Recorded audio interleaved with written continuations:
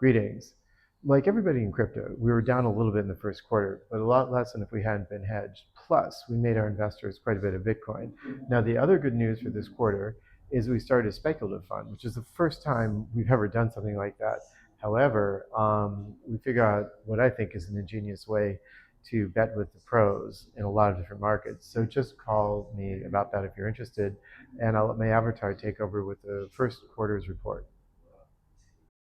Hello, and welcome to the Q1 2026 performance briefing for the crypto money fund Hedge II. The first quarter of 2026 tested our hedging framework against high market volatility. While the fund experienced a decline in dollar terms, we successfully accumulated Bitcoin while mitigating downside risk. Let's start with our Bitcoin holdings. In Q1, the fund increased its Bitcoin units from 13.23 to 15.43, a 16.61% increase in the quarter. When looking at the big picture from our inception in mid-2019 to today, an initial investment equivalent to 1 Bitcoin in the fund has grown to 2.18 Bitcoin. Turning to our dollar-denominated performance, the fund recorded a quarterly return of negative 9.59%, ending the quarter with a total value of just over $1.05 million.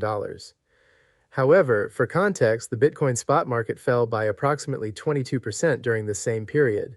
The fund outperformed the underlying asset by roughly 12 percentage points.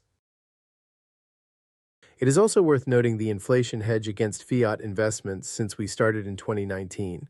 Over our fund's lifespan, a passive allocation to the S&P 500 has actually lost over 73% of its purchasing power when measured in Bitcoin terms.